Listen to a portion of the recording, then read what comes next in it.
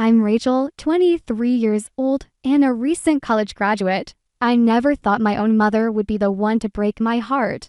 I was standing behind the counter at the coffee shop where I worked when my phone buzzed. One text. Message shattered. My world. Locks changed. You don't have a home anymore. My hands trembled as I read those words from the woman who gave birth to me. The woman I thought would always have my back. Before I tell you how my own mother locked me out, let me know where you're watching from and hit subscribe if you've ever felt betrayed by someone you love. Growing up in suburban Michigan, my childhood home looked perfect from the outside. The two-story colonial with blue shutters housed myself, my mother Diana, my stepfather Greg, and my half-sister Madison. To neighbors and friends, we seemed like the ideal blended family. Diana married Greg when I was 6, after my biological father left us for his secretary. Madison came along a year later, completing what my mother called our fresh start family. Mom was always particular about appearances. Our house wasn't just clean, it was immaculate. White carpets remained spotless despite Michigan winters, furniture positioned at perfect right angles, family photos ranged by height on the mantel, all of us wearing coordinating outfits, nothing out of place. A clean home reflects a clean mind, Mom would say, inspecting my bedroom with scrutiny. Even as a child, I felt the pressure to maintain her standards. One Christmas, I received cleaning supplies in my stocking.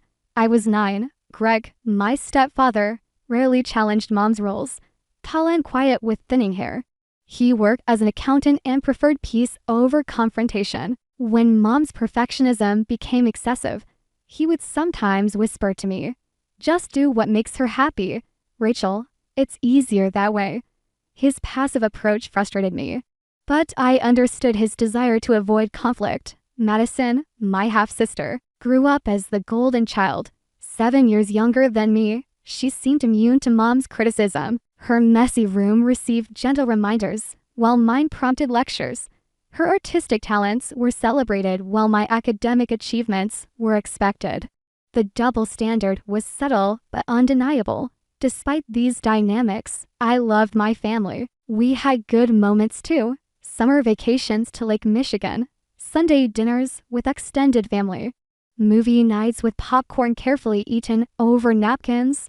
I learned to navigate Mom's expectations and Greg's passivity. I found ways to connect with Madison through her art projects. We were imperfect, but we were family. College offered my first taste of real freedom. At the University of Michigan, I majored in English and discovered who I was outside my mother's shadow.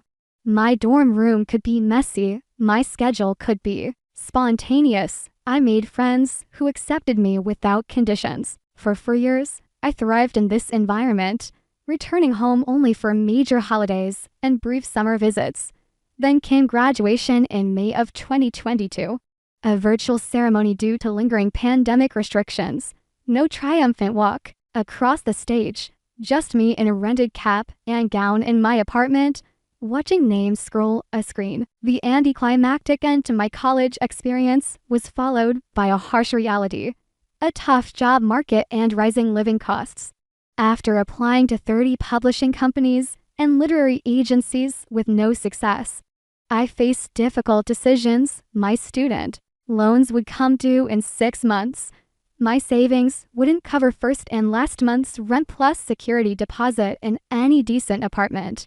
My closest friends were moving back home or to cities for entry-level jobs. You can always come home until you find something, Mom suggested during our weekly call. Your old room is just how you left it. The offer surprised me. Mom had converted my bedroom into a guest room within months of my leaving for college. But financial necessity outweighed my hesitation. I calculated I could save enough for my own place in 6 to 8 months while applying for editorial positions. When I arrived home with my packed Honda Civic, Mom greeted me with a tight hug and prepared dinner. My favorite lasagna. Greg helped carry my boxes. Madison even made a welcome home sign, though I noticed she took it down immediately after dinner. "We're so glad to have you back," Mom said, refilling my water glass. Though we should discuss house rules tomorrow. You're an adult now. But this is still our home. I nodded, pushing away the flicker of concern. That first night, I lay in my old bed, now topped with a floral comforter I didn't recognize, and felt a strange mix of gratitude and apprehension. The familiar ceiling above me was comforting, yet something felt off. I dismissed it as simply the adjustment of returning to a childhood space as an adult. Within the first week, I secured a job as a barista at the Daily Grind, a local coffee shop 15 minutes from home. The pay wasn't great, but the schedule was flexible. Allowing time for job applications, I established a routine: morning shift at the coffee shop, afternoons sending resumes, evenings helping with dinner and house chores. Mom seemed pleased with my contribution. "It's nice having another adult around to help," she commented while we washed dishes together. Yet I caught her rearranging the mugs I'd put away, claiming they looked better in a different order. Greg maintained his usual pleasant but distant demeanor, asking about my job search over breakfast before disappearing into his home office. Madison largely avoided me, claiming homework demands kept her busy. Those first few weeks seemed like a reasonable adjustment period. I told myself everyone needed time to find our new dynamic. I was no longer a child, but not quite an independent adult either. This in-between stage would be temporary. Just 6 to 8 months, I reminded myself each night. Then I'd have my own place and my real adult life could begin. How wrong I was. If only I'd recognized the warning signs in those early days. The way Mom inspected my laundry before it went into the washing machine. The pointed comments about my college habits. The growing tension whenever I entered a room where Madison was sitting. But hindsight, as they say, is 20/20. And I was too grateful for the roof over my head to see what was coming. By the third week, the honeymoon period of my homecoming had definitely ended. What started as subtle criticism from my mother evolved into daily disputes about virtually everything I did. My work schedule became a particular point of contention. "You left dirty dishes in the sink again," Mom said one morning, arms crossed as I rushed to get ready for my opening shift. I thought we agreed on kitchen cleanliness. "I got home at 11 last night. Mom, I was going to wash them this morning." I grabbed my car keys, already running late. "This isn't a hotel, Rachel. Your schedule doesn't excuse laziness." The word laziness stung. I was working 30 hours weekly while applying for jobs every day. But arguing would make me late. So I simply apologized and left. The tension lingering behind me like a bad smell, my bedroom became the next battleground. Despite being a legal adult, I'd return home to find evidence of my mother's presence. Drawers slightly ajar, belongings rearranged, bed made differently than I'd left it. When I confronted her about respecting my privacy, her response was immediate. "Privacy? This is my house. Rachel, I need to make sure you're keeping it clean. Yesterday, I found a coffee mug under your bed. The mug had contained water for taking medication the night before." This explanation didn't satisfy her. "Your generation always has excuses. When I was your age, I was already married with a mortgage." These comparisons became frequent. My mother's generation versus mine. Her responsibility versus my perceived entitlement. Her sacrifice versus my supposed comfort. Greg, as expected, remained Switzerland in our escalating Cold War. One night after a particularly heated exchange about laundry schedules, I saw him out in his den. "Is there any way you could talk to Mom? I feel like she's constantly monitoring me," he sighed. Removing his reading glasses. "Your mother likes things a certain way. Rachel, you know that. She's letting you stay here rent-free. Maybe try harder to meet her expectations." His response exemplified his conflict avoidance strategy. Acknowledge my feelings, while ultimately supporting Mom's position. The brief conversation left me feeling more alone. Madison, meanwhile, seemed to relish my difficulties. At 17, she'd become increasingly bold in her disdain for my presence. "Mom, Rachel used my face wash again," she'd call out, despite my having my own products. Rachel's car is blocking the driveway, she'd announce, though I always parked along the curb. Each accusation, true or not, added to Mom's growing list of complaints against me. Madison had realized she could gain favor by reporting my perceived transgressions, and she exploited this advantage mercilessly. I tried adapting to reduce conflict. I cleaned obsessively, leaving no surface unwiped. I created a color-coded calendar tracking my work hours to improve household communication. I stayed at the coffee shop hours after my shift ended, applying for jobs from a corner table rather than at home. I kept my room when home, minimizing my presence in common areas. Nothing seemed enough. One afternoon in my 6th week home, I returned from work to discover several of my books and decor items missing from my room. After searching the house, I found them in a donation box in the garage. "Mom, why are my things in this donation box?" I asked, holding up my college literature anthology and framed concert poster. She barely looked up from her tablet. "I'm decluttering for spring. Those items were collecting dust." "But they're mine. You can't just give away my possessions. They were cluttering the house. That poster doesn't match our decor. And you haven't opened that book since you moved back." The conversation escalated quickly. For the first time since returning home, I raised my voice. "You can't just throw away my things. This is my space too, at least temporarily." Mom's face hardened. "After everything I've done for you, letting you move back when you couldn't support yourself. And this is the gratitude I get, yelling at me in my own home."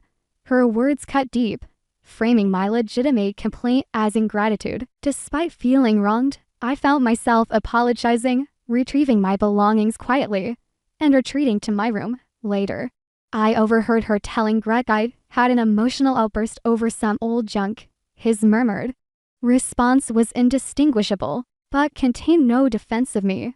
Tension became my constant companion. Each morning, I'd wake with a knot in my stomach, mentally preparing for whatever criticism awaited. Each evening, I'd delay coming home, driving aimlessly or sitting in parking lots to postpone the inevitable conflict. I began to recognize the mistake I'd made in moving back.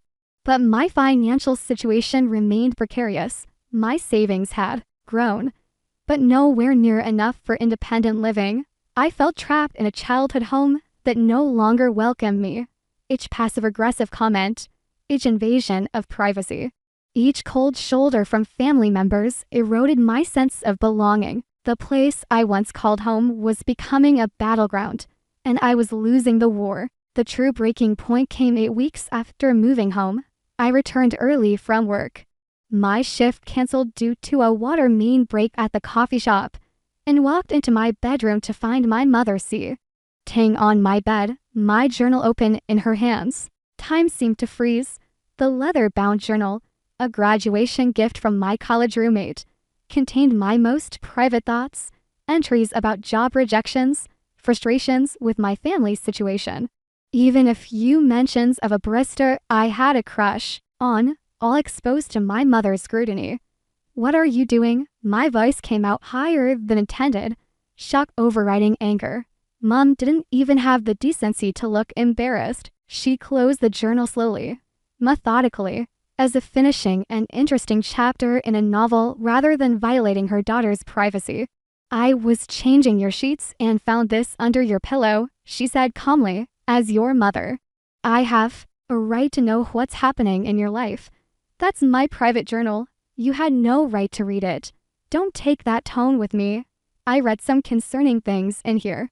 You called our home a prison and referred to me as controlling. Is that how you really feel after everything I've done for you?" The confrontation escalated rapidly. Every boundary I tried to establish was dismissed. Every point I made about privacy was countered with "my house, my rules." When tears of frustration filled my eyes, Mom called me dramatic, a term she'd used throughout my childhood to invalidate my feelings. Greg arrived home midway through our argument. Instead of mediating, he immediately took Mom's side. "Rachel, your mother is just concerned about you," he said, standing in the doorway. "This is their house, And they have certain expectations while you're staying here. Their house. Not our house. Not my home. The distinction was clear and cutting. In that moment, I understood my status. Not family. But tenant. Not daughter. But burden. Madison appeared behind Greg, feigning concern, but unable to hide her satisfaction at my distress. Is Rachel having another meltdown? She asked innocently, knowing the question would further irritate our mother. Go finish your homework, Madison, Mom instructed before turning back to me.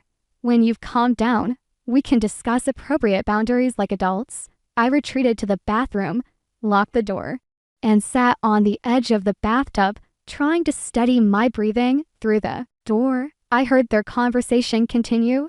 I'm worried about her, Mom said, voice carrying easily through the thin walls. She seems unstable. All those rejections must be getting to her. She'll figure it out. Greg responded. But maybe we should set clearer guidelines. She's not adjusting well to being back home. She's always been difficult, Mom added. Remember, those teenage years? The attitude. I thought college would mature her. Their words hurt more than they could know. I wasn't difficult. I was desperate for acceptance and autonomy. I wasn't unstable. I was reacting to legitimate violations of privacy and respect. But in their narrative, I was the problem.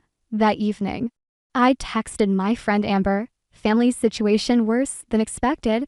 Could use a drink and sympathetic air. We met at a local bar, where I unloaded the entire situation. Amber listened, outraged on my behalf. You need to get out of there, Rach. That's toxic. I know, I agreed. But I don't have enough saved yet. You can crash on my couch sometimes, if you need space, she offered. It's not much, but it's drama-free. Her offer became a lifeline. I began staying late at work, then spending evenings at Amber's apartment, returning home only to sleep. When Mom questioned my absences, I cited networking events and job research, lies that bought temporary peace. The situation at home continued deteriorating. Mom implemented new house rules clearly targeted at me. A curfew of 10:30 on weeknights, ridiculous for a 23-year-old adult. A bathroom schedule limiting my shower time to 15 minutes between specific hours.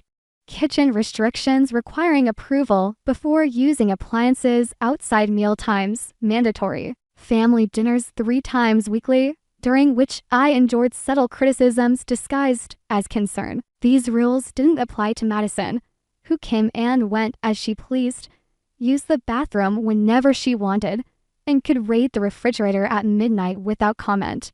The double standard was glaring, but pointing it out only resulted in accusations of jealousy toward my younger sister. Madison respects our home, Mom would say. She's earned our trust. The implied message was clear. I hadn't earned trust. I wasn't respecting their home. I was the outsider in my own family. My relationship with Madison, never particularly close, deteriorated completely. She began reporting my movements to Mom, like a prison guard, seemingly enjoying my discomfort. When I confronted her privately, asking why she was targeting me, her response was chilling. I like having Mom and Dad to myself. She said with a shrug, things were better before you came back. They're always tense now. That's not my fault, I protested. Isn't it? You're the one who failed at adulting so hard you had to move back home. Her words struck a nerve because they echoed my own insecurities. Had I failed? Was I the problem? The seeds of self-doubt planted by my family began to grow, choking out my self-confidence. Each day became exercise in avoidance and appeasement. I walked on eggshells, monitoring my tone, my expressions, my very presence in rooms. The mental toll was exhausting. Night after night, I lay awake planning escape routes, financial, emotional, physical. But solutions remain just out of reach, like stars visible but untouchable. The home that should have been my safe harbor had become the source of my greatest stress. The family that should have supported me had become my opposition, and the mother who should have loved me unconditionally had become my biggest critic. Something had to give. And soon, after nearly 3 months of mounting tension, The situation reached a breaking point one rainy Thursday evening. I had picked up an extra shift at the daily grind. Covering for a coworker with the flu, the additional hours meant extra money for my escape fund, so I'd accepted despite already working a morning shift. I arrived home around 11:15, exhausted after a 14-hour workday. The house was dark except for the porch light left on, a small courtesy I appreciated. I unlocked the door quietly, hoping to avoid waking anyone.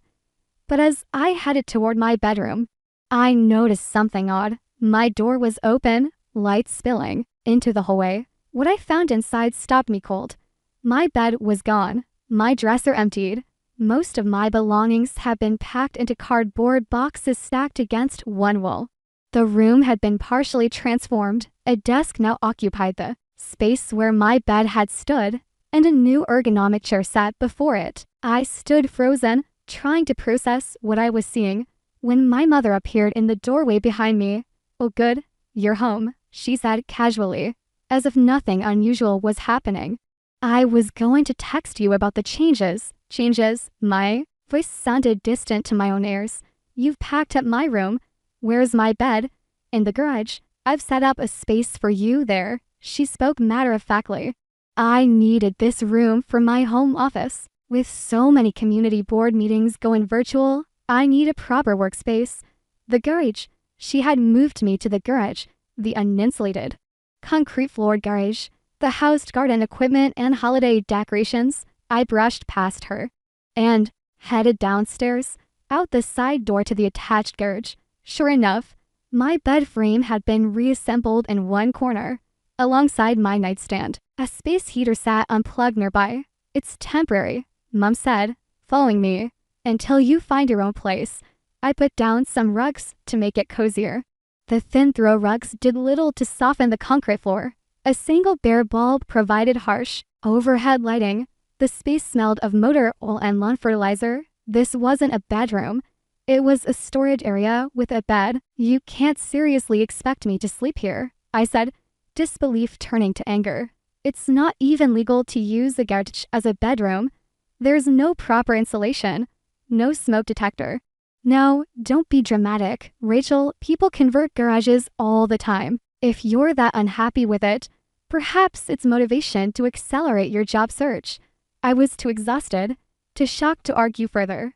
With leaden limbs, I made the bed with sheets found in one box, plugged in the space heater, and spent my first night in the garage, fully clothed under blankets, listening to the occasional screaming of what I feared were mice.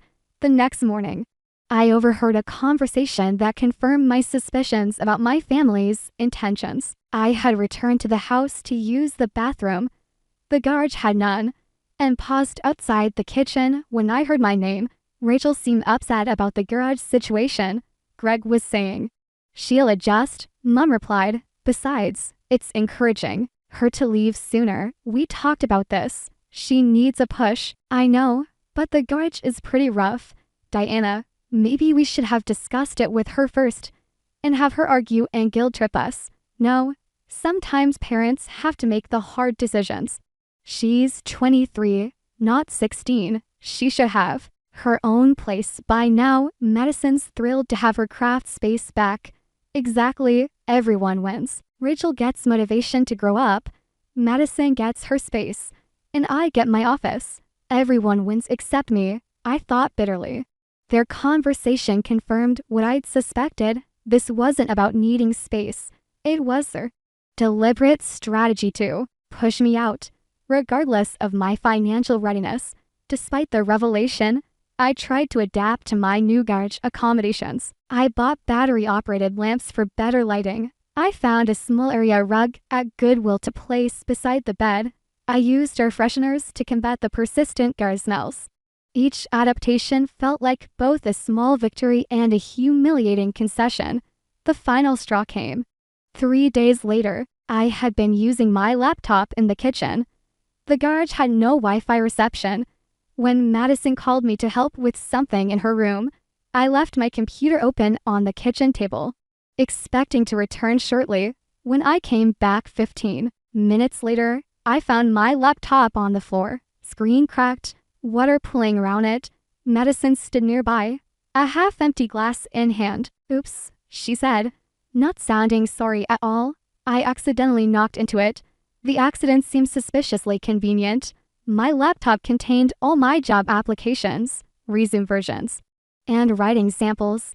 It was my lifeline to potential employment and independence. You did this on purpose," I accused, dropping to my knees to assess the damage. "It was an accident," Madison insisted, but the slight smile betrayed her. When my parents arrived home, I expected them to hold Madison accountable, to at least make her contribute to repair costs. Instead, I received a lecture. "You shouldn't leave expensive items unattended," Mom said. "Madison said it was an accident." "She's lying. She called me upstairs specifically to get me away from my laptop." "Are you calling your sister a liar?" Greg intervened. "She made a mistake." "Rachel, people make mistakes. Why are you always defending her? She deliberately damaged my property. And you're acting like I'm the problem." "There you go again, playing the victim," Mom sighed. "Always someone else's fault, isn't it?" Something broke inside me then. The last thread of hope that my family might support me, might treat me fairly. I retreated to the garage, sat on my makeshift bed, and finally allowed myself to sob. Deep, body-shaking cries that released months of accumulated hurt and betrayal. When the tears subsided, a strange calm replaced them. I called Amber. "I can't do this anymore," I told her. "Is your couch offer still good? Just for a few days while I figure things out." "Of course," she replied without hesitation. "Come tonight if you want." I packed a duffel bag with essentials, clothes, toiletries, important documents. My laptop, despite its cracked screen, still functioned enough to use with an external monitor Amber said I could borrow. I would come back for the rest of my things once I had a plan. When I emerged from the garage with my packed bag, Mom watched from the kitchen doorway. "Going somewhere?" she asked, eyebrow raised. "I need some space. I'm staying at Amber's for a few days." "Running away from your problems won't solve them," she said dismissively. "I'm not running away. I'm removing myself from a toxic situation." "Toxic? This is your family, Rachel. We've done everything to help you." I chose not to argue. "I'll be back for my other things soon." As I reached the front door, Mom's parting words followed me. "Maybe it's better this way." Those 5 words carried a finality that chilled me. She wasn't sad to see me go. She was relieved. In that moment, I realized our relationship might never recover from this breach. And for the first time, I wasn't sure I wanted it to. 3 days passed at Amber's apartment. Her 1-bedroom place was cramped with both of us there. But the atmosphere was peaceful. No criticism, no walking on eggshells, no feeling unwelcome. I slept on her lumpy couch, contributed to groceries with my limited funds, and began researching affordable housing options on her desktop computer. I had texted Mom the first night, simply letting her know I was safe. Her reply was brief, "Fine." No questions about when I'd return or if I was okay. The silence spoke volumes. On the 4th day, I was working the morning shift at the Daily Grind. The cafe was busy with the usual pre-work crowd. Business people grabbing lattes, college students fueling study sessions, remote workers seeking Wi-Fi and ambient noise. I moved on autopilot, steaming milk and pulling espresso shots while my mind worked through housing calculations. At 9:32, during a brief lull, I checked my phone. One new message from Mom. My stomach tightened as I opened it. Locks changed. "You don't have a home anymore. Your remaining things are in garbage bags on the porch. Pick them up by tonight, or they go to Goodwill." The words blurred as tears filled my eyes. I read it again, hoping I'd misunderstood. But the message was clear. I had been finally evicted from my family home. A second text followed. "We need to move on with our lives. Your decision to leave showed us you don't want to be part of this family anymore." The injustice was staggering. They had pushed me out at every turn, made living there unbearable. And now we're framing my temporary stay at Amber's as abandonment. They were disowning me while simultaneously casting me as the one who had left them. I rushed to the employee bathroom, locked the door, and slid down against it until I sat on the cold tile floor. The panic attack hit without warning. Chest tightening, breathing shallow, vision tunneling. I hugged my knees, trying to remember grounding techniques from a college wellness workshop. A knock at the door eventually pulled me back to reality. "Rachel, you've been in there a while. Everything okay?" It was Tanya, the manager, her voice concerned. "I'll be right out," I managed, splashing cold water on my face and trying to compose myself. When I emerged, Tanya took one look at my reddened eyes and pulled me aside. "What happened?" "Family emergency," I said vaguely. "I might need to leave early." "Take all the time you need," she said, squeezing my shoulder. "We're not busy. Want to talk about it?" I hesitated, embarrassed to admit my situation. But Tanya's kind eyes broke through my resistance, and the whole story came tumbling out. Moving home, the escalating tension, the gouage bedroom, and finally, the devastating text. "They changed the locks," I finished, showing her the message. "I don't have anywhere to go except Amber's couch, and I can't stay there forever." Tanya's expression shifted from sympathy to determination. "First things first, you need to get your belongings. Do you have a car?" "No, I've been using Amber's, but she's at work." "Take my car," she said, fishing keys from her pocket. "It's the blue Honda in the back lot. Get your things, bring them back here if you need to. We'll figure out the next steps together." Her kindness nearly broke me again, but I held it together, accepting her keys with trembling hands. "Thank you. I'll be back soon." The drive to my former home took 15 minutes that felt like hours. With each mile, anxiety built in my chest. What would I say if they were home? What condition would my belongings be in? How had it come to this? When I pulled up, the house looked unchanged. Still perfect from the outside, still hiding its dysfunction behind manicured shrubs and clean siding. True to Mom's word, black garbage bags set pile on the covered porch, protected from the light rain that had started falling. I parked on the street and approached cautiously, half expecting the front door to open. It remained closed. I began loading bags into Tanya's Honda, not bothering to check contents, just wanting to complete this humiliating task as quickly as possible. On my third trip between the car and porch, movement at the living room window caught my eye. Mom stood watching, arms crossed. Our eyes met through the glass, and I froze, garbage bag in hand. "Can we talk?" I called, voice catching. "Please." She approached the window and opened it a few inches. "There's nothing to discuss. Rachel, you made your choice. I didn't choose this. I just needed space for a few days. You're the one who changed the locks. You abandoned your family. You left without a proper plan, without consideration for how it would affect us. Affect you. You moved me to the garage. Madison destroyed my laptop. You read my private journal. How was I supposed to react? More dramatic accusations. This is exactly why this situation isn't working." Her voice remained eerily calm. "You're not ready for the responsibility of being part of this family. Being part of a family shouldn't require giving up basic dignity and respect."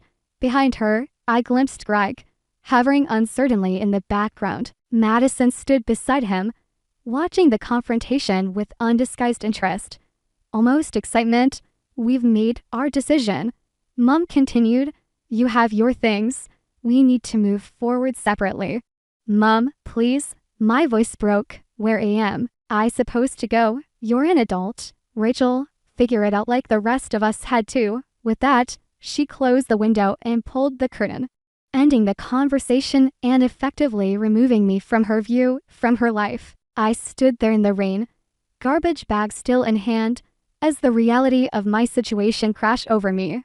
My family had discarded me as easily as the possessions now stuffed in plastic bags.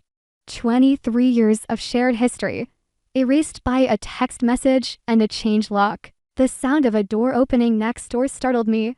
Mrs. Patel, our longtime neighbor, stepped onto her porch, concern etched on her face. "Rachel, are you all right, dear?" I couldn't help overhearing. Mortification added to my distress. Our neighbors had witnessed my rejection.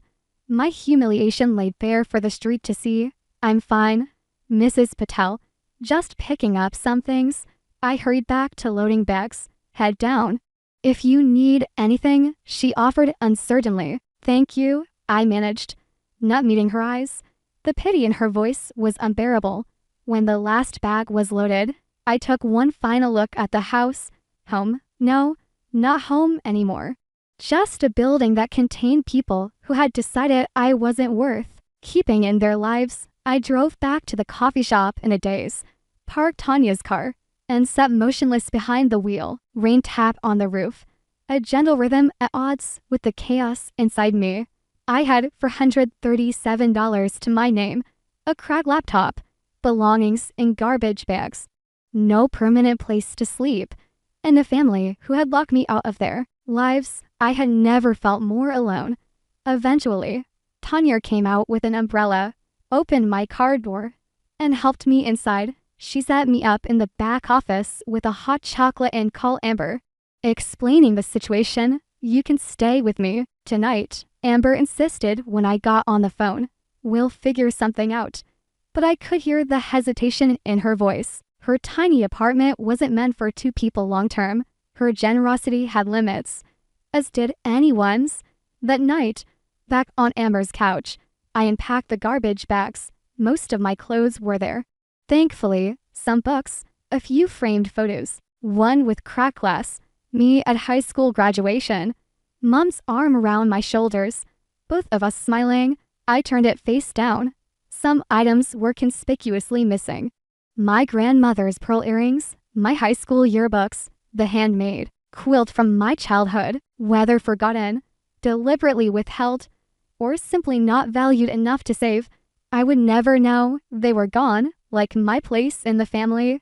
I curled up under borrowed blankets, staring at Amber's ceiling, and wondered how everything had gone so terribly wrong. Sleep evaded me as my mind replayed every interaction, every argument, every cold word exchanged. Had there been signs earlier in my life that my place in the family was conditional? Had I truly been as difficult as they claimed? Was this somehow my fault? The spiral of self-doubt was interrupted only by exhaustion, which finally pulled me into fitful sleep around 3 in the morning. I dreamed of locked doors and endless hallways, searching for a room that would welcome me.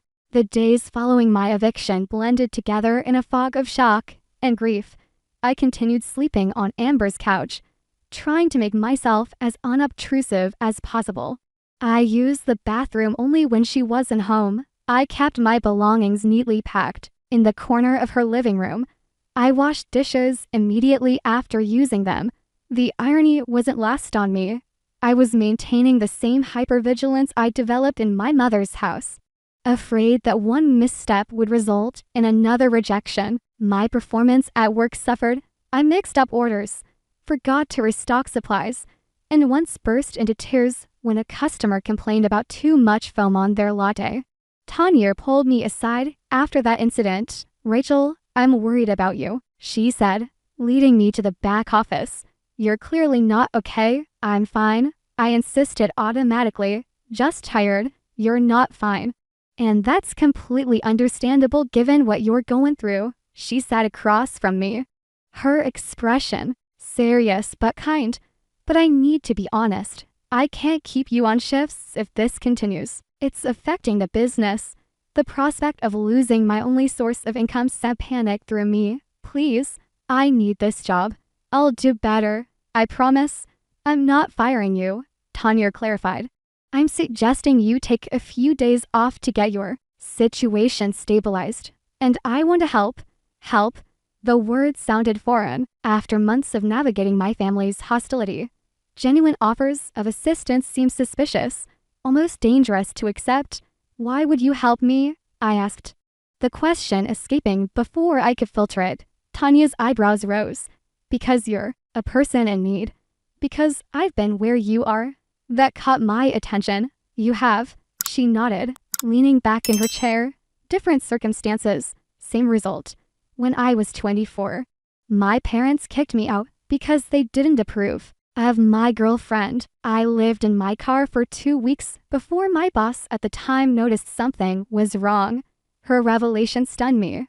Tanya always seemed so put together, so confident. I couldn't imagine her homeless, rejected by family. What did you do? I asked. I accepted help when it was offered, she said pointedly, which brings me to my suggestion. Do you know Jessica, who works afternoon shifts? I nodded. Jessica was in her early 30s, with a sleeve of tattoos and a perpetual supply of fascinating stories from her former life as a touring musician. Jessica mentioned needing a roommate last week. Her spare bedroom is small, but it's a real bedroom with a door that locks and windows that open. She's charging well below market rate because she prefers renting to someone she knows is reliable. Hope flickered. Dangerous, fragile hope. You think she'd consider me? I already talked to her. She's interested if you are. The relief was so overwhelming I couldn't speak for a moment. A real room, not a couch, not a couch, but an actual bedroom in a stable living situation.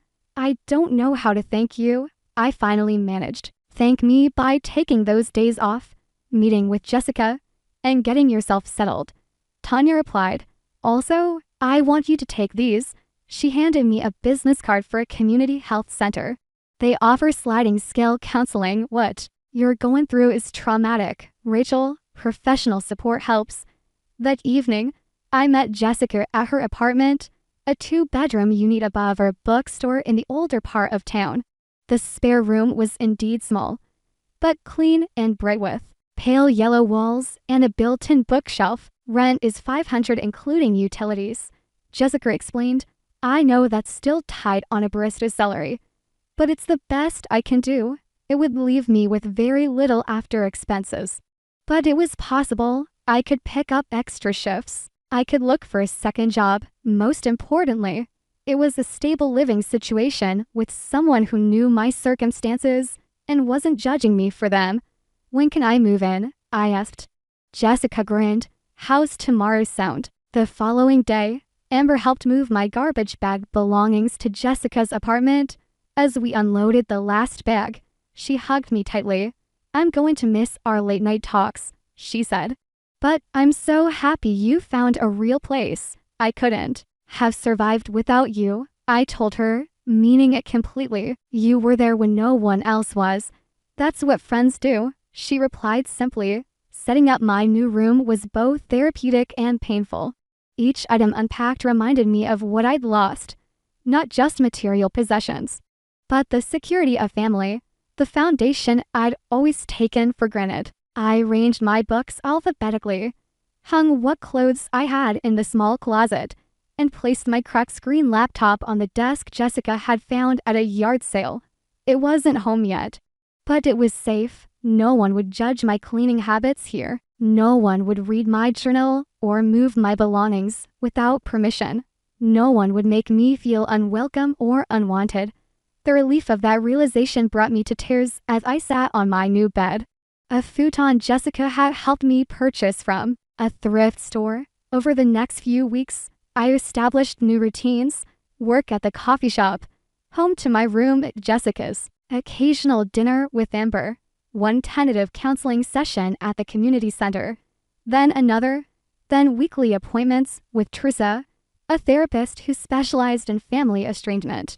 What you're experiencing is grief, Teresa explained. During our 3rd session, you've lost your family, your home, and your sense of security simultaneously. It's natural to feel devastated, but I keep wondering if it was my fault. I admitted, maybe if I'd tried harder, been cleaner, more grateful from what you've described. Your mother's behavior shows consistent patterns of control and emotional manipulation. Your stepfather enabled it. Your sister learned from it. This isn't about you being messy or ungrateful. It's about family dynamics that became increasingly toxic. Teresa introduced me to concepts I'd never considered: narcissistic family, systems, scapegoating, golden child dynamics. She gave me books about daughters of controlling mothers. She validated my experiences when I doubted my own perceptions. Meanwhile, Jessica became an unexpected source of strength. 10 years my senior, she had navigated her own complex family relationships and emerged with wisdom to share. Families are supposed to be safe places, she told me one evening as we shared takeout Chinese food in our small living room. When they're not, it's not a failure to create safety elsewhere. I tried contacting my mother several times during those first months. Texts went unanswered, emails received brief, cold replies focusing on practical matters. Your meal has been forwarded, or we donated the items you left behind. No inquiries about my welfare. No openings for reconciliation. The rejection continued to hurt, but slowly, incrementally, I began rebuilding. My nightmares, always featuring locked doors and family members turning away, became less frequent. The panic attacks that had once paralyzed me several times weekly now emerged during significant stress. I began recognizing my own resilience, my capacity to survive what had felt unsurvivable. Teresa suggested joining a support group for adults experiencing family estrangement. Initially resistant, I eventually attended a meeting at the community center, sitting silently in the back row, listening to stories that echoed aspects of my own. My mother hasn't spoken to me in 3 years because I married someone she disapproved of, shared one woman. My parents disowned me when I changed religions, offered another. My father chose his new wife over maintaining a relationship with me and my children, said a man in his 40s. Their pain was familiar, but so was their determination to create meaningful lives despite that pain. I returned the following week, and the week after that. Eventually, I shared my own story, was shaking but growing stronger with each word. Through the group, I began understanding that my mother's behavior likely stemmed from her own unresolved issues, possible narcissistic tendencies, certainly control issues, perhaps undiagnosed anxiety. This didn't excuse her actions, but it helped me stop internalizing them as reflections of my worth. 6 months after the text that shattered my world, I found myself in a surprisingly stable place. I had been promoted to shift supervisor at the daily grind, increasing my hourly wage. I had enrolled in online business courses to complement my English degree, hoping to eventually move into publishing administration. I had friends, not just Amber and Jessica, but people from work and the support group who genuinely cared about my well-being. Most importantly, I was beginning to redefine home on my own terms. Home wasn't necessarily the house where I grew up. It wasn't even my small bedroom at Jessica's apartment. Home was creating spaces, physical and emotional, where I felt safe, accepted, and valued. I was building that for myself, one difficult day at a time. I still carried the pain of rejection, still puzzled over how a mother could discard her child so completely. But gradually, I was learning that family could be chosen as well as born. And the family I was carefully, intentionally building around me would never require me to sacrifice my dignity for belonging. 6 months became 9, then a year. Spring arrived again, bringing with it not just flowers, but a sense of personal renewal I hadn't expected to feel. My life had found a rhythm that felt sustainable, even occasionally joyful. My promotion to shift supervisor had evolved further. Tanya had named me assistant manager, trusting me with scheduling, inventory, and training new hires. The coffee shop had become more than just employment. It was a community where I belonged, where my contributions were valued. The online business courses had proven surprisingly engaging. I discovered an aptitude for marketing and digital communications that complemented my English degree perfectly. A small publishing house in town had even hired me for 10 hours weekly as a social media coordinator. My first foot in the door of my chosen industry. My room at Jessica's apartment now truly felt like mine. Plants thrived on the windowsill. I chose and hung on the walls. Books, some salvaged from my past life, others newly acquired from the bookstore downstairs, filled the built-in shelves. I had created a space that reflected who I was becoming, not who I'd been told to be. Most significantly, I had developed what Teresa called chosen family, people who supported me not out of obligation, but out of genuine care. Amber remained a steadfast friend. Jessica had become like an older sister. My support group provided understanding no one else could offer. Colleagues, classmates, neighbors, each relationship a thread in the new safety net I was weaving for myself. I still thought about my biological family, of course. The pain had transformed from acute to chronic, no longer debilitating, but present, a delicate that occasionally flared during holidays or significant milestones. I had stopped attempting contact after months of rejection or minimal response. Teresa had helped me understand that continuing to seek connection from those who repeatedly denied it was a form of self-harm. Your healing can't depend on their acknowledgement. She had explained, it has to come from within you and from healthier relationships. I was working on accepting this truth when the unexpected happened. On a rainy Tuesday morning, I received an email from an unfamiliar address, linder.martinez@gmail.com. The subject line read simply, "Your Aunt Linda, Diana's sister." My heart raced as I opened it. I had met Aunt Linda only a handful of times throughout my childhood. She and my mother had a strained relationship, the details of which were never explained to me. "Dear Rachel," the email began, "you may not remember me well, but I'm your mother's younger sister.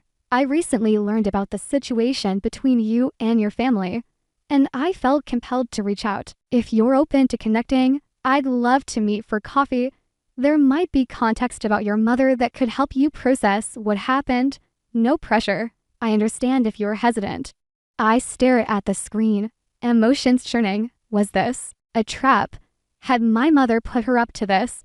Or was it a genuine extension of family connection when I'd assumed all bridges were burned?